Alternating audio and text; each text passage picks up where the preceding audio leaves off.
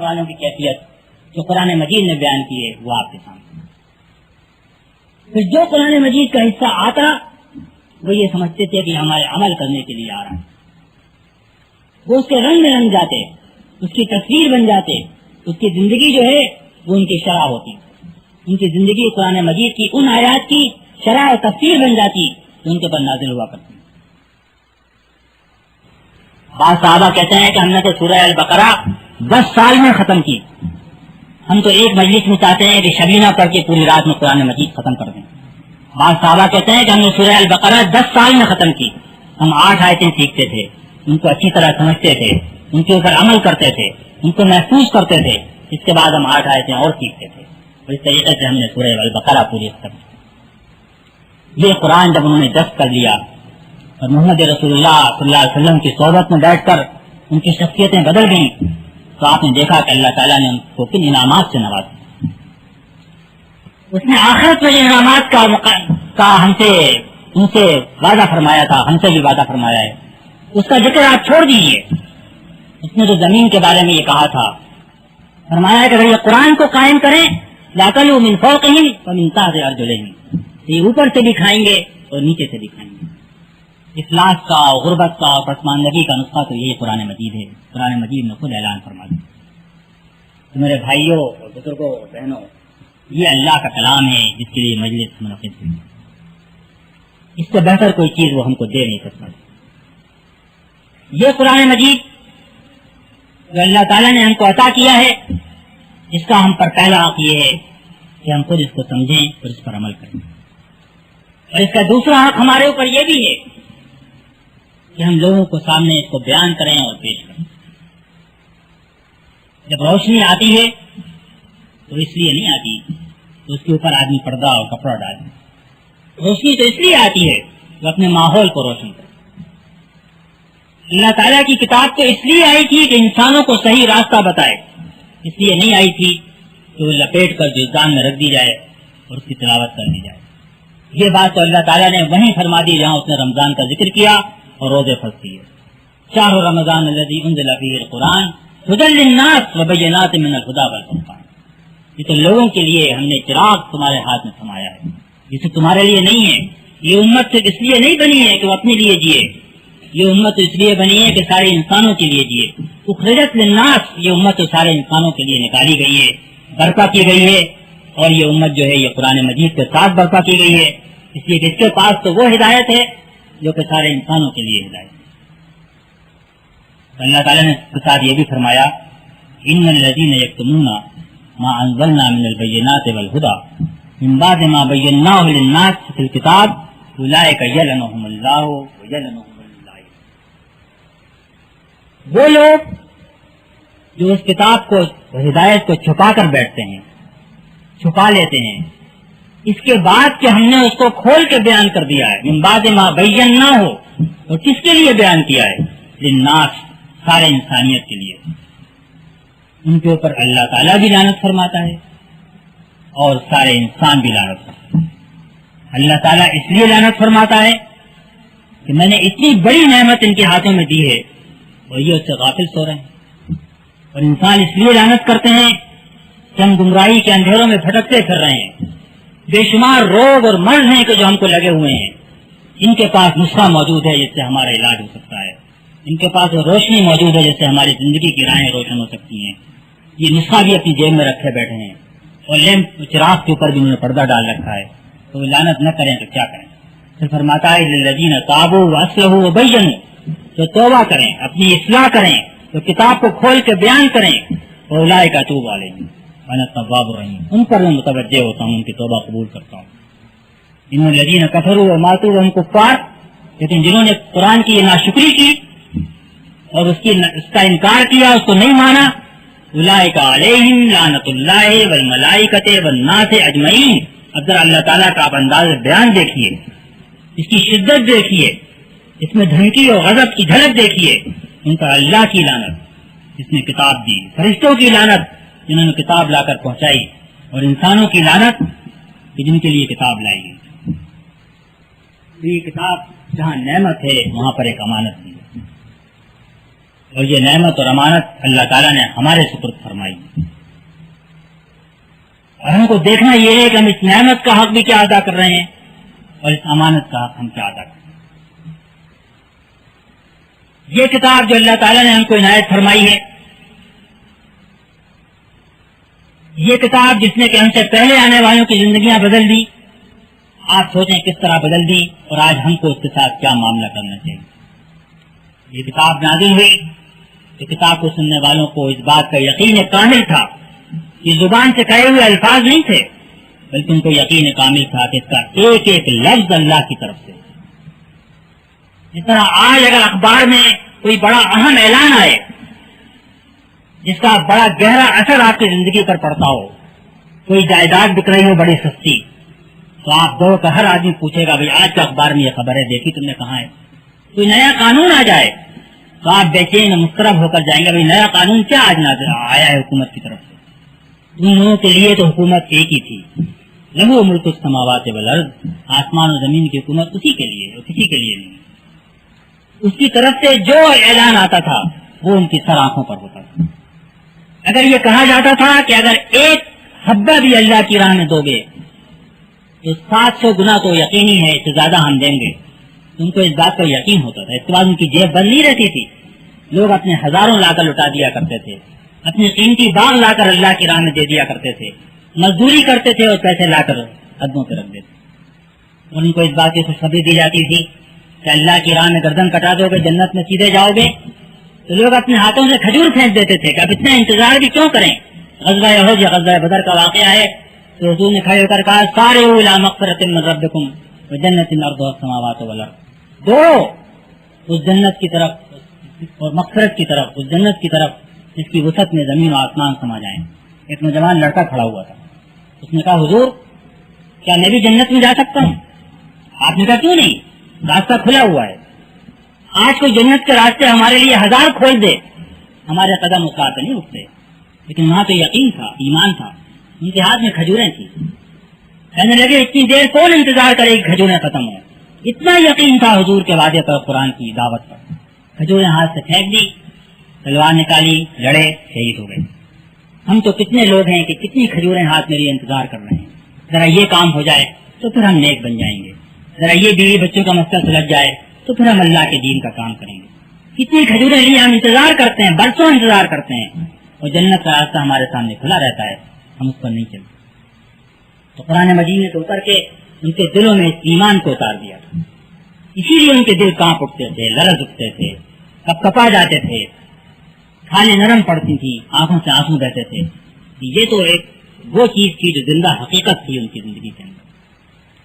قرآن مجید کوئی آبا و اجداد کی کتاب نہیں تھی، یہ کوئی ورثہ نہیں تھا جو ماں باپ سے منتقل ہوا ہو. وہ تو اپنی آنکھوں سے اس کو اترتا دیکھ رہے تھے. ان کو معلوم تھا کہ یہ اللہ کی طرف سے ہے، رب السماوات والارض کی طرف سے ہے. اس کے ایک ایک لفظ پر ان کو یقین تھا. اللہ کے رسول صلی اللہ علیہ وسلم نے ان کا تعلق ان کے رب کے ساتھ جوڑا. وہ اس کے بندے بنے، اسی کے ہو گئے اور اسی کے ہو رہے، اور اپنا سب کچھ اس کے حوالے کرتے ہیں. اللہ کے رسول صلی اللہ علیہ وسلم نے ان سے کہا کہ ایمان لانے کی نشانی یہ ہے کہ سب سے بڑھ کر محبت اللہ سے ہونا چاہیے. والذین آمنوا اشد حبا للہ، وہ لوگ ایمان لانے والے ہیں وہ سب سے بڑھ کر محبت اللہ سے کرتے ہیں. محبت کوئی اولیاء اللہ کا مقام نہیں ہے، محبت تو ہر مومن کا مقام ہے. اسے ایمان کی نشانی ہے. ان کو سب سے بڑھ کر محبت اللہ سے ہوگی. نہ باپ اس کے آگے تھا، نہ بیٹا تھا، نہ ماں تھی، نہ بچے تھے، نہ دولت تھی، نہ جائیداد تھی. یہ سب چیزیں موجود تھیں، ان سے تعلق بھی تھا. تو دنیا چھوڑ کر کہیں گوشے میں جا کر نہیں بیٹھ رہے تھے. لیکن سب سے بڑھ کر محبت اللہ تعالیٰ سے. اس کے صحبت میں اگر وقت گزرتا ہو تو نماز کے لیے لپکتے ہوئے آتے تھے. اس کے لیے مال دینا ہو تو جیب میں کھل جاتی تھی، جان دینا ہو تو گردن کٹا دیتے تھے. حکم آتا تھا شراب کا جام اگر یہاں ہوتا تھا اس کو توڑ کر نیچے ڈال دیتے. یہ محبت کا نتیجہ. آپ جانتے ہیں کہ محبت کو کوئی بیان نہیں کر سکتا محبت کیا چیز ہوتی ہے، لیکن آپ میں سے سب کو محبت کا تجربہ ہے. جب محبت ہوتی ہے تو اس کے آگے تو کوئی چیز نہیں ٹھہرتی. تو سب سے بڑھ کر محبت اللہ سے ہو اس کے آگے کس کی محبت ٹھہرے. اور آپ سوچئے کہ اللہ سے بڑھ کر محبت کسی اور کی آخر ہو کیسے سکتی ہے. ابراہیم علیہ السلام کا واقعہ قرآن مجید نے بیان کیا ہے. اپنی قوم سے وہ گفتگو کر رہے تھے. ستارے دکھائی دیے، کہا کہ یہ رب ہیں، لیکن ستارے ڈوب گئے. فرمایا لا احب العافلین، جو ڈوبنے والے ہیں ان کو میں محبوب نہیں رکھتا. پھر چاند نکلا، کہا یہ تو اس سے بھی بڑا ہے، یہ میرا محبوب ہے. پھر چاند بھی ڈوب گیا. پھر سورج نکلا تو کہا کہ اچھا یہ اتنا بڑا ہے، یہ تو سب سے بڑا رب ہے. سورج بھی ڈوب گیا. فرمایا انی وجہت وجہی للذی فطر السماوات والارض حنیفا وما انا من المشرکین. اب تو میں نے اپنا رخ بس اس کی طرف کر لیا جو آسمان و زمین کو پیدا کرنے والا ہے، اور میں ہر طرف سے کٹ گیا. حنیف کے معنی ہوتے ہیں جو ہر طرف سے کٹ کے بس ایک کا ہی ہو رہے. وما انا من المشرکین، اب میرا رخ بھی جو ہے اس میں کوئی دوسرا شریک نہیں ہے. تو ہم تو زندگی کے اندر نہ معلوم کتنے ستاروں، کتنے چاند، کتنے سورج ہیں ان پر ہماری نگاہیں جمی ہوئی. ہم سمجھتے ہیں شاید یہ ہمیشہ رہیں گے. جمع مالا عددہ، جہاں مال کو جمع کرتا ہے، گنتا ہے، سمجھتا ہے کہ تو میرے بعد بھی رہے گا، ہمیشہ باقی رہے گا. لیکن چاند بھی ڈوب جائے گا، سورج بھی ڈوب جائے گا، ستارے بھی ڈوب جائیں گے. ان ڈوبنے والی چیزوں سے محبت سے کیا مانا؟ محبت کرے تو آدمی اس سے کرے جس کے بارے میں کہا ہے کل شیء ہالک الا وجہہ، ہر چیز ہلاک ہونے والی ہے، صرف ایک چیز ہے تو اس کا چہرہ ہے کہ جو ہلاک نہیں ہوگا. کل من علیہا فان ویبقی وجہ ربک ذو الجلال والاکرام، ہر چیز فنا ہونے والی ہے، صرف ایک چیز ہے تمہارے رب کا چہرہ اکرام و جلال والا کہ جو باقی رہے. تو پھر محبت آدمی کرے تو ان چیزوں سے کیوں کرے جو آج ہیں اور کل نہیں رہیں گی. آدمی محبت کرے تو اس چیز سے کرے جو ہمیشہ رہنے والی ہے. والذین آمنوا اشد حبا للہ، تو ان کو جنت کا طلبگار بنا دیا اور دوزخ سے ڈرنے والا بنا دیا. جنت سے تو ایسے طلبگار ہو گئے وہ جنت ان کی نگاہوں کے سامنے رہتی تھی. جنت دوزخ کوئی وائز اور مولوی کا واز نہیں تھا ان کے لیے. وہ تو جنت اور دوزخ کو دن رات اپنی مجلسوں میں اس طرح سنتے تھے اور دیکھتے تھے وہ ان آنکھوں کے سامنے ہوں. اور اسی لیے ان کو اس بات پر یقین تھا کہ یہ ہم یہ کریں گے جنت میں جائیں گے، یہ کریں گے دوزخ میں جائیں گے. حرام مال اگر پیٹ میں جائے گا تو بظاہر تو بڑا لذیذ نظر آ رہا ہے، یہ تو انگارہ ہے جو ہم پیٹ میں بھر رہے ہیں. زبان سے بات نکلے گی جھوٹی ہوگی، وعدہ خلافی ہوگی، اگرچہ بظاہر بہت نفع ہوگا، لیکن یہ تو آگ ہے کہ جو ہم اپنی زبان کے اوپر رکھ رہے ہیں. اور اگر اللہ کے بندوں کی خدمت کریں گے، اس کی اطاعت کریں گے تو جنت کے باغات ہیں اور کیاریاں ہیں اور محلات ہیں جو ہمارے حصے میں آئیں گے. قرآن مجید کے تو اکثر حصے اسی پر مبنی ہیں.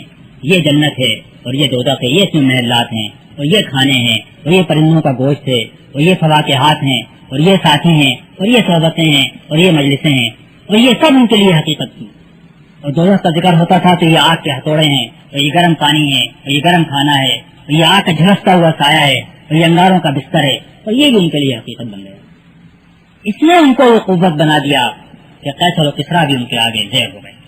اس نے ان کو وہ قوت بنا دیا کہ ایک مستشرق کے الفاظ میں وہ مکے کا یتیم بچہ جس کو پوچھنے والا کوئی نہیں تھا، 80 سال کے بعد اسپین سے لے کر چین تک وادیوں میں، صحراؤں میں، جنگلوں میں، شہروں میں اس کا نام پکارا جانے لگا.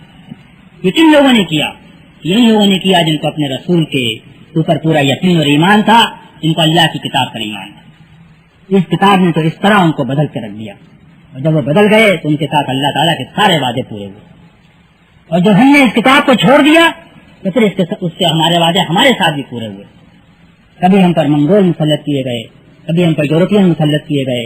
ہماری عزت، ہماری دولت، ہمارے نوادر، ہمارے خزانے سب غیروں کے پاس چلے گئے. یہ سب کس لیے ہوا؟ اس لیے نہیں ہوا کہ ہم کمزور تھے، اس لیے نہیں ہوا کہ ہمارے پاس اسلحہ کم تھا. آپ کے پاس اسرائیلی عرب جنگ ہوئی تھی 67 میں 6 دن کی. آپ سب جانتے ہیں کہ عربوں کے پاس فوج کئی گنا زیادہ تھی. عربوں کے پاس ٹینک اسرائیل سے کئی گنا زیادہ تھے، ہوائی جہاز بھی کئی گنا زیادہ تھے. ہوائی جہاز میدان پہ کھڑے کھڑے تباہ ہو گئے. میزائل کی بیس جنرل نے خود اسرائیل کے حوالے کر دی، اور لاکھوں کے فوج کئی گنا زیادہ مسلمانوں کی تعداد مٹھی بھر یہودیوں نے شکست کھا لی. جو کہتے ہیں، بعض لوگوں نے مجھ سے پوچھا 67 میں کہ اللہ تعالیٰ نے تو قرآن مجید میں لکھا ہے کہ بنی اسرائیل پر ہمیشہ کے لیے ذلت اور مسکنت مسلط کر دی گئی، تو یہودی کیسے فاتح ہو گئے؟ میں نے کہا آپ نے غور نہیں کیا. اللہ تعالیٰ کا رشتہ نہ بنی اسرائیل سے ہے نہ اس کا رشتہ ہمارے ساتھ. اس کا رشتہ تو ایمان اور عمل صالح کے ساتھ ہے. جب اس نے یہودیوں کو معزول کر دیا اور امت محمدیہ کو لا کر اس مقام پہ کھڑا کر دیا کہ اللہ کی کتاب، اس کی دعوت اور اس کی توحید کی دعوت کی امین اور نمبردار ہو، اور جب ہم نے اس سے بے وفائی کی تو جس طرح ہوتا ہے نا کہ جب آدمی کا کوئی اپنا ملازم اس سے بے وفائی کرے تو محلے کے چمار کو کھڑا کر کے اس کو جوتے پاڑے جاتے ہیں. اس لیے یہودیوں کے ذریعے ہم کو جوتے پڑوائے گئے ہیں کہ دیکھو یہ تمہارا مقام تھا اور آج تم اتنے ذلیل. اس لیے اس لیے قرآن مجید نے جو نعمت ہمارے حوالے کی ہے، قرآن مجید نے ہم کو جو امانت دی ہے، ہم اس کا حق ادا نہیں کر رہے ہیں۔ میرے بھائیوں اور دوستوں اور میری بہنوں، یہ اللہ کی کتاب ہمارے پاس موجود ہے۔ اس کتاب کے اندر ہمارے بلندی کے سارے خزانے اسی کے اندر ہیں، ساری کنجیاں اس کے پاس ہیں، سارے دروازے اس کے اندر ہیں، اس کے باہر کوئی دروازہ نہیں، اس کے علاوہ کہیں کوئی کنجی نہیں ہے، اس کے علاوہ کوئی نسخہ نہیں ہے۔ ہم روز صبح اخبار پڑھتے ہیں اور روتے ہیں اور اپنی قوم کی حالت کو مسئلہ پڑھتے ہیں، لیکن میں آپ سے کہتا ہوں کہ صرف ایک ہی نسخہ ہے جو قوم کے امراض کا علاج ہے۔ اس نے خود اعلان کیا ہے کہ شفاء لما فی الصدور، ہمارے امراض کی جڑ کیا ہے؟ ہمارے امراض کی جڑ تو ہمارے دلوں میں۔ قرآن مجید نے کہا کہ قلوبہم مرض کی جڑ تو دلوں کے اندر ہوا کرتی ہے۔ فإنها لا تعمل الأبصار ولكن تعمل القلوب التي في الصدور، آنکھیں اندھی نہیں ہوتی۔ آج سیاستداں ہوں یا بیوروکریٹ ہوں یا تاجر ہوں یا بھائی کا بھائی کو خون بہانے والے ہوں، سب خوب جانتے ہیں کیا برا ہے کیا اچھا ہے، کسی کے علم میں کمی نہیں ہے، کسی کی آنکھیں اندھی نہیں ہے، سب کو دکھائی دے رہا ہے کہ برے کام ہے، تو پھر بھی کرتے ہیں۔ فإنها لا تعمل الأبصار ولكن تعمل القلوب التي في الصدور، اس لیے کہ دل اندھے ہو گئے ہیں جو کہ دلوں کے اندر۔ اور جب یہ کیفیت ہو جائے تو پھر علاج تو اسی کے پاس ہے، شفاء لما فی الصدور ہے۔ نبی کریم صلی اللہ علیہ وسلم کی حدیث ہے کہ آدمی کے جسم میں ایک گوشت کا لوتھڑا ہے، اذا صلحت صلح الجسد کلہ واذا فسدت فسد الجسد کلہ، وہ سدھر جائے تو سارا جسم سدھر جاتا ہے، وہ بگڑ جائے تو سارا جسم جو ہے وہ بگڑ جاتا ہے۔ الا وہی القلب، سن لو جان لو کہ یہ دل ہے، تمہاری شخصیت کا مرکز ہے، جہاں لالچ اور حرص اور محبت اور نفرت اور ہر چیز، جہاں آدمی کی جذبات اور محرکات سب جہاں پر جمع ہیں، یہ وہ جگہ ہے۔ آپ کہیں گے کہ چھوٹی سی چیز کے بننے بگڑنے سے زندگی کیسے بن بگڑ سکتی ہے، لیکن آپ خود جانتے ہیں آج کل تو کینسر کا مرض بڑا عام ہے کہ آدمی کے جسم کے اندر اربوں خلیے ہوتے ہیں۔ آپ کا یہ جسم جو یہاں پر ہے اس میں اربوں خلیے ہیں، اس میں سے اگر ایک خلیہ جو ہے وہ بگڑ جائے، وہ غلط راستے پہ چل پڑے، تو یہ آپ کے لیے موت کا وارنٹ ہے، یہ کینسر کا علاج ہے، اس کے بعد کوئی آپ کو بچا نہیں سکتا۔ ہم تو خود جانتے ہیں کہ بیماری کی جڑ جو ہے وہ تو ایک خلیے سے بھی شروع ہو سکتی ہے۔ تو یہ دل جو ہے یہی سب سے بڑی نعمت ہے، اس میں قرآن کی محبت، اللہ کی محبت، اس کے رسول کی محبت، قرآن نے کیا کہا ہے تو سمجھنے کا شوق، اس کی طرف، اس کے لیے اضطراب، اس کے لیے بے چینی، یہ سب سے پہلی چیز ہے۔ میں آپ سے کہوں گا کہ تقریریں تو بہت ہوتی ہیں، آپ بھی سنتے ہیں، میں بھی سنتا ہوں، کرتا بھی ہوں، اچھی تقریر ہوتی ہے، ہم واہ کر کے اس کے چلے بھی جاتے ہیں، اس سے کوئی فائدہ نہیں۔ تقریریں سننے، تقریریں کرنے سے نہ آپ کی حالت بہتر ہوگی اور نہ میری حالت بہتر ہوگی۔ کچھ آپ کرنے کا ارادہ کر لیں گے تو ہماری حالت بھی بہتر ہوگی، قوم کی حالت بھی بہتر ہوگی۔ اگر آج آپ اس بات کا ارادہ کر لیں کہ آپ کو اللہ کی کتاب کو سمجھنا ہے کہ اس میں کیا لکھا ہوا ہے، یہ کوئی مشکل کام ہے۔ اب قرآن مجید کے حضرت شاہ ولی اللہ تعالیٰ ان کی قبر کو نور سے، رحمت سے بھر دے، ان کی اولاد کی وجہ سے آج اردو زبان کے اندر بے شمار قرآن کے ترجمے بڑے مستند صحیح موجود ہیں۔ کوئی ترجمہ آپ لے لیں اور یہ آپ ارادہ کر لیں کہ آپ 24 گھنٹے کا دن ہوتا ہے، آپ کاروبار میں لگاتے ہیں، بیوی بچوں کے ساتھ لگاتے ہیں، آپ اس میں سے 5 منٹ روزانہ اس بات کے لیے لگائیں گے کہ آپ 3 آیتیں ترجمے سے پڑھ لیں، یا پڑھنا نہ جانتے ہوں کسی سے سن لیں، 4-5 سال میں پورا قرآن مجید آپ کا ختم ہو جائے۔ کوئی مشکل بات نہیں ہے۔ آج بہت مشکل لگتا ہے کہ پورا قرآن کیسے ہم پڑھیں گے۔ 5 منٹ روز سے 3 آیتیں پڑھیں، زیادہ نہ پڑھیں، اور یہ اس طرح پڑھیں آپ کہ اللہ تعالیٰ مجھ سے یہ بات چیت کر رہا ہے، بس یہ آپ اس میں ڈوب کے پڑھیں۔ امام غزالی رحمۃ اللہ علیہ ایک بزرگ کا واقعہ ہے اور علوم میں نقل کرتے ہیں، تو کہتے ہیں پہلے میں قرآن مجید اس طرح پڑھتا تھا کہ میں خود پڑھ رہا ہوں، مجھے کوئی مزہ نہیں آتا۔ پھر میں نے اس طرح پڑھنا شروع کیا جیسے میں نبی کریم صلی اللہ علیہ وسلم سے سن رہا ہوں، تو میرا لطف جو ہے دگنا ہو گیا۔ پھر میں نے اس طرح پڑھا جیسے جبریل علیہ السلام خود مجھ سے مخاطب ہے، یہ کلام مجھے سنا رہا ہے، پھر تو کیا کہنے مزے کے۔ اور پھر آخر میں تو میں نے یہ سمجھا کہ اللہ تعالیٰ خود مجھ سے کلام فرما رہا ہے، تو پھر مجھے قرآن مجید کا اصل مزہ ہے۔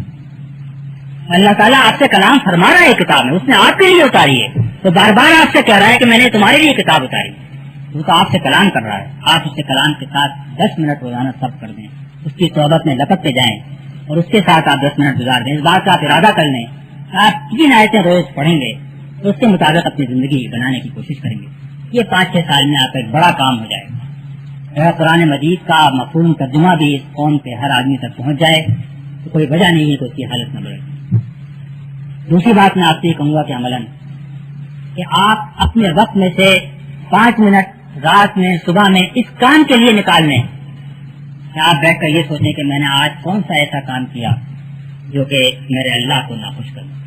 بس اتنا اپنے آپ سے پوچھیں, وہ کچھ نہ کریں. اس سوال کا جواب خود آپ کے اوپر دل کے اوپر اتنا نشتر لگائے گا, کانٹا چبھوئے گا کہ آپ کی حالت بہتر ہوتی ہے. نہ تو یہ نہیں کہہ رہا کہ آپ اس کے آگے کوئی اصلاح بھی کریں, بالکل آپ اصلاح نہ کریں, لیکن روز آپ اپنے آپ سے بیٹھ کے پوچھیں کہ میں نے آج وہ کون سے کام کیے جو میرے اللہ کو ناخوش کرنے والے ہیں اور جو مجھے آخرت میں جہنم میں لگے. یہ تو آپ کی اصلاح کا پروگرام ہوا, لیکن آپ کی اصلاح سے بات نہیں بنے. جیسا میں نے آپ سے کہا کہ اللہ تعالیٰ نے یہ کتاب آپ کے سپرد اس لیے کی ہے کہ آپ اس کتاب کو دوسروں تک پہنچائیں, اس کو لے کر کھڑے ہوں, اس کے لیے اپنا وقت لگائیں. یہ کتاب جو ہے اس کے مطابق زندگی بسر. یہ اللہ کی کتاب کا آپ کے اوپر حق ہے, اور نبی کریم صلی اللہ علیہ وسلم کی پوری زندگی اسی حق کو اتارتے ہوئے گزری ہے. ہم سب جانتے ہیں, ہم سنت کی بھی تاریخ جانتے ہیں, فرض کی بھی تاریخ جانتے ہیں. سنت کی تاریخ کیا ہے, حدیث کی تاریخ کیا ہے؟ حدیث کی تاریخ یہ ہے جو ہمارے محدثین کرتے ہیں, وہ کام جو اللہ کے رسول صلی اللہ علیہ وسلم نے کیا, یا وہ کام بات جو آپ نے کہی, یا وہ بات یا کام جو آپ کے سامنے کیا اور کہا گیا اور آپ نے اس کو اچھا کہا یا آپ خاموش ہیں. یہ حدیث کی ٹیکنیکل تعریف ہے جو محدثین کرتے ہیں. اسی سے سنت آتی ہے کہ ہمارا لباس ایسا ہو, ہمارے چہرے پر داڑھی ہو, اور ہم کہتے ہیں یہ سنت ہے اور یہ سنت ہے اور یہ سنت ہے, رسول اللہ نے ایسا کیا. میں آپ سے پوچھتا ہوں کہ آپ کبھی غور کیجئے کہ غار حرا سے لے کر اس وقت جب کہ حضور نے اپنی جان جانے آخری کے سپرد کی, اس وقت تک آپ کا دن رات کس کام میں صرف ہوتا تھا؟ سب سے بڑی سنت کیا تھی؟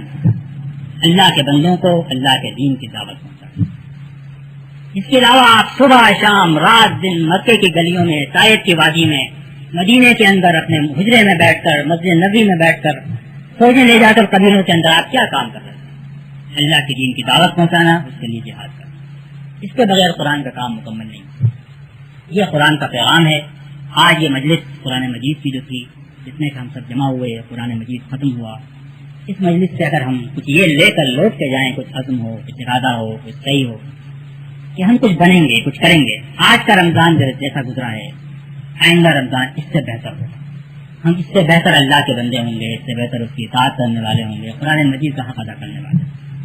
تو میں آپ کو اس بات کی گارنٹی دے سکتا ہوں, ضمانت دے سکتا ہوں, اگر آپ نے یقین اور ایمان کے ساتھ قرآن مجید کے ساتھ معاملہ کیا تو آپ کی قوم کے بھی, پوری ملت کے بھی سارے مسائل جو ہیں وہ بالکل اس طرح حل ہو جائیں گے جیسے کبھی موجود نہیں تھے.